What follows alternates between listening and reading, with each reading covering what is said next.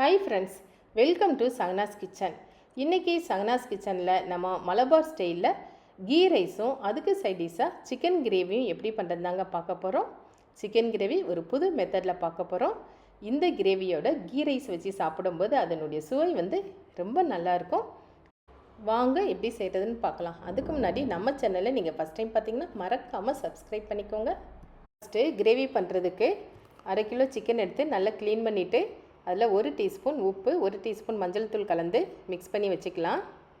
இப்போது ஒரு குக்கர் எடுத்து அடுப்பில் வச்சுட்டு அதில் தேங்காய் எண்ணெய் 2 டேபிள் ஸ்பூன் சேர்த்துக்கலாம். சேர்த்துட்டு எண்ணெய் சூடானதுக்கப்புறமா சோம்பு 1 டீஸ்பூன் சேர்த்துட்டு நம்ம ஏற்கனவே மிக்ஸ் பண்ணி வச்சுருக்கிற சிக்கனை இதில் சேர்த்துட்டு கொஞ்சமாக தண்ணி சேர்த்து வேக வைக்க போகிறோம். 2 விசில் வர்ற வரைக்கும் வேக வச்சு எடுத்துக்கலாம். அது வெந்துக்கிட்டு இருக்கட்டும். அந்த டைமில் நம்ம மசாலா பேஸ்ட் அரைக்க போகிறோம். அதுக்கு ஒரு கடாய் எடுத்து அடுப்பில் வச்சுட்டு அதில் எண்ணெய் 1 டேபிள் ஸ்பூன் சேர்த்துக்கலாம்.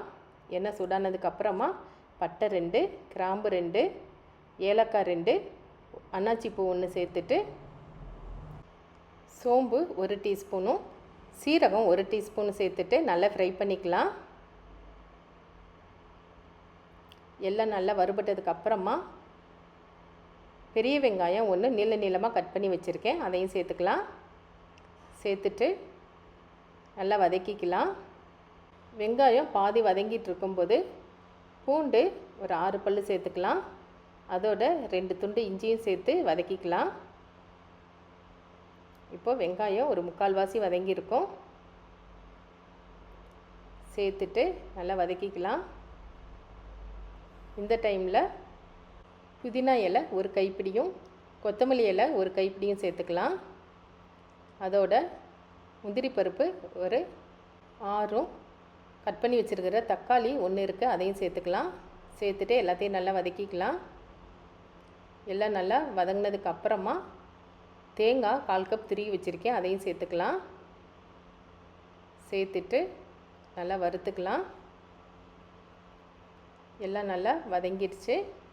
இப்போது மிளகாய் பொடி சேர்க்கலாம். மிளகாய் பொடி 1 டீஸ்பூன், மல்லிப்பொடி 1 டீஸ்பூன், கறி மசாலா 1 டீஸ்பூன் சேர்த்துக்கலாம். சேர்த்துட்டு எல்லாத்தையும் நல்லா மிக்ஸ் பண்ணிக்கலாம். இப்போ ஸ்டவ்வை ஆஃப் பண்ணிவிட்டு நல்லா ஆறுனதுக்கப்புறமா மிக்ஸி ஜாரில் சேர்த்து அரைச்சி எடுத்துக்கலாம். நல்லா ஃபைன் பேஸ்ட்டாக அரைச்சி எடுத்துக்க போகிறோம். எடுத்து அதை அப்படியே வச்சிடலாம். இந்த டைமில் சிக்கனும் நல்லா வெந்துடுச்சு. இந்த அளவுக்கு நல்லா வெந்திருக்கணும். இந்த அளவுக்கு நல்லா வெந்து வந்திருக்கணும். இப்போ கிரேவி பண்ணுறதுக்கு ஒரு கடாய் எடுத்து அடுப்பில் வச்சுட்டு அதில் தேங்காய் எண்ணெய் 2 டேபிள் ஸ்பூன் சேர்த்துக்கலாம். எண்ணெய் சூடானதுக்கு அப்புறமா சீரகம் 1 டீஸ்பூன், கொஞ்சம் கருவேப்பிலை இலை சேர்த்துக்கலாம். அடுத்து ஏற்கனவே அரைச்சி வச்சுருக்கிற மசாலா பேஸ்ட்டை இதோட சேர்த்துக்கலாம். சேர்த்துட்டு எண்ணெயோட நல்லா கலந்து விட்டுக்கலாம். கொஞ்சமாக தண்ணி சேர்த்துட்டு இதை நல்லா வேக வைக்க போகிறோம். மசாலா நல்லா கொதித்து வந்ததுக்கப்புறமா வேக வச்சுருக்கிற சிக்கனை இதில் சேர்த்துக்கலாம். சேர்த்துட்டு இன்னும் ஒரு 10 நிமிஷம் மீடியம் ஃப்ளேமில் குக் பண்ண போகிறோம். கரண்டி வச்சு நல்லா கலந்து விட்டுட்டு மீடியம் ஃப்ளேமில் குக் பண்ணலாம். இந்த டைமில் 1 டீஸ்பூன் உப்பும் சேர்த்துக்கலாம். இப்போது ஸ்டவ்வை மீடியம் ஃப்ளேமில் வச்சுட்டு 5லேருந்து 10 நிமிஷம் குக் பண்ண போகிறோம். 10 நிமிஷம் ஆயிடுச்சு. சிம்பிளாக ஒரு டேஸ்டான கிரேவி ரெடி ஆயிடுச்சு. அதை அப்படியே இறக்கி வச்சிடலாம். அடுத்து சாதம் வைக்கிறதுக்கு சீரக சம்பா ரைஸ் எடுத்திருக்கேன். அரிசியை 2-3 தடவை நல்லா வாஷ் பண்ணிவிட்டு தண்ணி ஊற்றி 1/2 மணி நேரம் ஊற வைக்க போகிறோம். 1/2 மணி நேரத்துக்கு அப்புறமா தண்ணியை வடிச்சிட்டு அப்படியே எடுத்து வச்சுக்கலாம். இப்போது சாதம் பண்ணுறதுக்கு ஒரு குக்கர் எடுத்து அடுப்பில் வச்சுட்டு அதில் 2 டேபிள் ஸ்பூன் நெய்யும் 1 டேபிள் ஸ்பூன் தேங்காய் எண்ணெயும் சேர்த்துக்கலாம். எண்ணெய் நல்லா சூடானதுக்கு அப்புறமா பிரிஞ்சி இலை 1, பட்டை 2, கிராம்பு 2, ஏலக்காய் 2 சேர்த்துக்கலாம். சேர்த்துட்டு அதோட நீளமாக கட் பண்ணி வச்சுருக்கிற பெரிய வெங்காயம் 1 இருக்குது, அதையும் சேர்த்துக்கலாம். சேர்த்துட்டு நல்லா வதக்கிக்கலாம். வெங்காயம் கண்ணாடி பதத்துக்கு வந்ததுக்கப்புறமா கட் பண்ணி வச்சுருக்கிற புதினா இலை 1 கைப்பிடி இருக்குது, அதையும் சேர்த்துக்கலாம். அதோட இஞ்சி பூண்டு விழுது 1 டேபிள் ஸ்பூன் சேர்த்துக்கலாம். சேர்த்துட்டு நல்லா கலந்துக்கலாம். வதங்கிக்கிட்டு இருக்கும்போது இந்த டைமில் பச்சை மிளகா 3 2 கீறி வச்சுருக்கேன், அதையும் சேர்த்துக்கலாம்.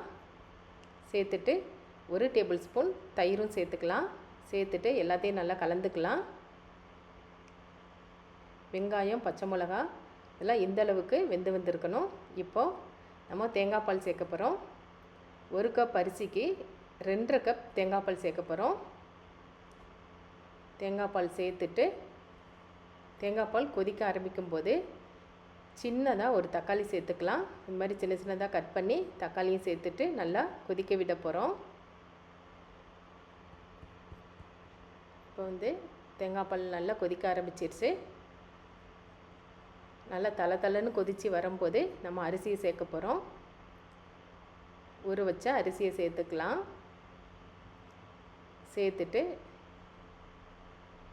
கரண்டி வச்சு நல்லா மிக்ஸ் பண்ணிக்கலாம். மீடியம் ஃப்ளேமில் வச்சு கொதிக்க விடலாம். சாதம் வந்து நல்லா வெந்து வந்துக்கிட்டு இருக்கு. இப்போ தேங்காய் பாலோட சாதம் வந்து ஒரு 80% வெந்துருச்சு. இந்த டைமில் நம்ம ஒரு தோசைக்கல் எடுத்து அடுப்பில் வச்சுட்டு அதுக்கு மேலே இந்த சாதத்தை வந்து வைக்க போகிறோம். வச்சுட்டு கரண்டி வச்சு நல்லா மிக்ஸ் பண்ணி விட்டுட்டு குக்கருடைய மூடி போட்டுட்டு விசிலும் போட்டுடலாம். போட்டுட்டு ஸ்டவ்வை வந்து மீடியம் ஃப்ளேமில் வச்சு ஒரு 10 நிமிஷம் குக் பண்ண போகிறோம்.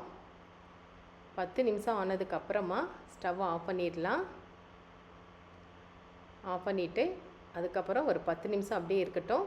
அதுக்கப்புறம் நம்ம வந்து குக்கரை ஓப்பன் பண்ணோம்னா சாதம் வந்து நல்லா உதிரியாக அடிப்பிடிக்காமல் நல்லாயிருக்கும். இந்த டைமில் நம்ம நெய்யில் வந்து கொஞ்சம் முந்திரி பருப்பை வறுத்து இதோட சேர்த்துக்கலாம். சேர்த்துட்டு கிளறி விட்டுட்டோம்னா சாதமும் ரெடி ஆயிடுச்சு. மலபார் ஸ்டைலில் நெய் சாதமும் அதுக்கு சைடிஷாக சிக்கன் கிரேவியும் ரெடி ஆயிடுச்சு. கண்டிப்பாக இந்த மெத்தடில் நீங்கள் ட்ரை பண்ணி பாருங்கள். இதனுடைய டேஸ்ட் வந்து ரொம்ப நல்லாயிருக்கும். செஞ்சு பார்த்துட்டு எப்படி இருக்குன்னு கமெண்ட்ஸில் சொல்லுங்கள். அடுத்து ஒரு புது வீடியோவோட மீண்டும் சந்திக்கலாம். Bye by.